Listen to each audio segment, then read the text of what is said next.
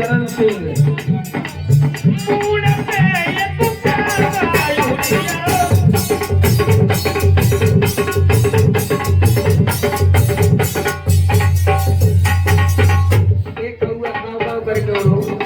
मैया बाचन कहने लगी, और एक कागा मैं तो वैसे ही विपदा की मारी हुई हूँ, तो मुझे क्यों करना है? क्या बोली?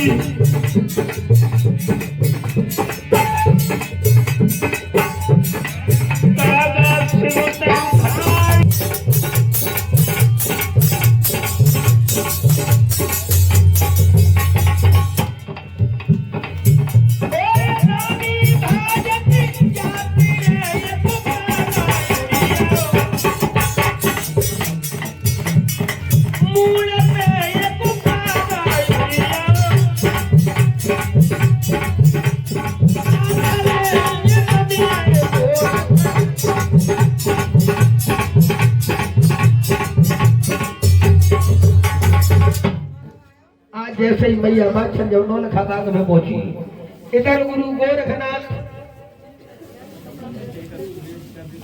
1400 चेलाओं को लेकर के चीन के लिए प्रस्थान हो जाते हैं।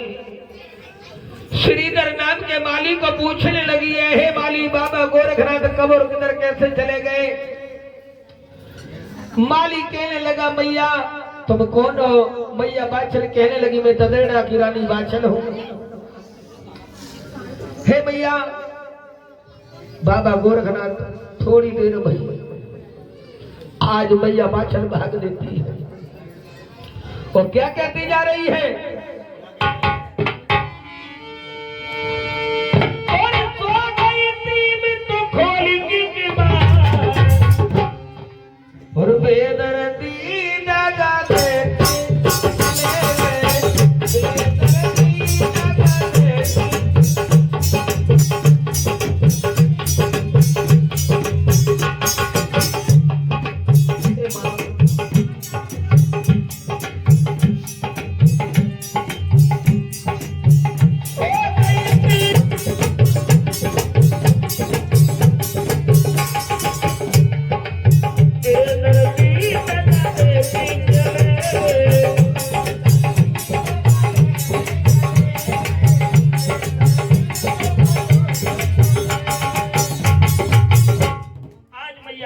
आवाज लगाती जा रही है।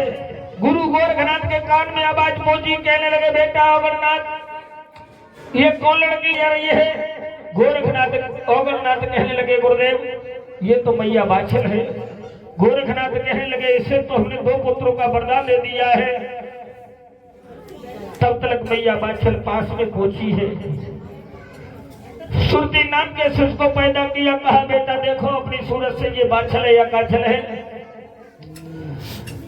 जैसे ही अपनी सूरत से देखा है, कहने लगे, जो 2 पुत्रों का वरदान ले गई वो तो काछल थी, ये तो बाछल है।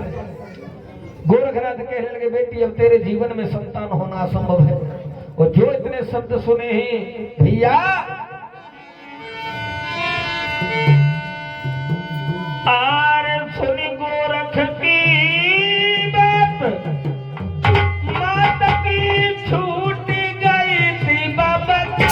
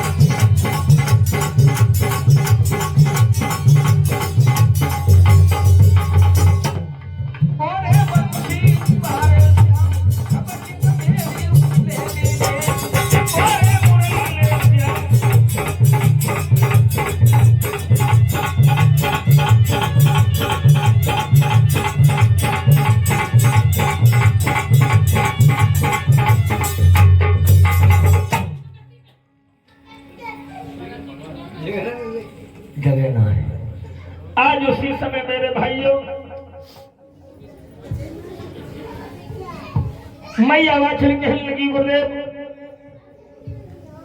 अगर मुझे पुत्र का वरदान न मिला तो जीते जीते दरेबा में मुनि दिखाऊंगी। गोरखनाथ कहने लगे बेटी तुझे 12 साल की तपस्या फिर से करनी पड़ेगी।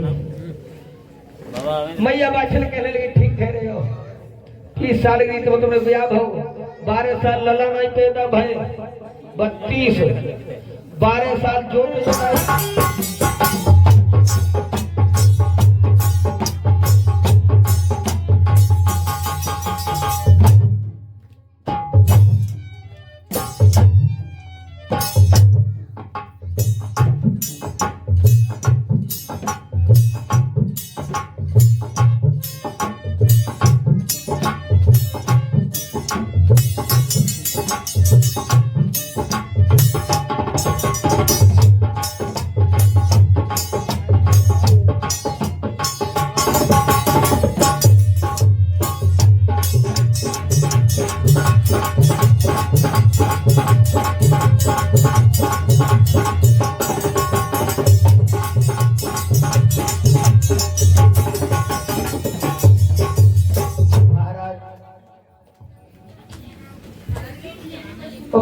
कहने लगे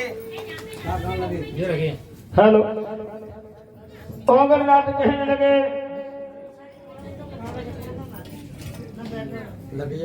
बेटी तुझे भी 12 साल तप करना पड़ेगा। ओगरनाथ कहने लगे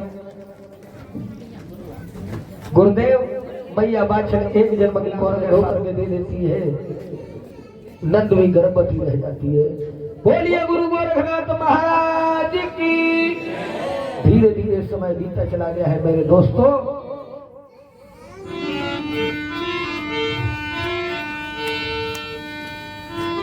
और 6 महीना गए बीत गर्भ मैया की आई गया।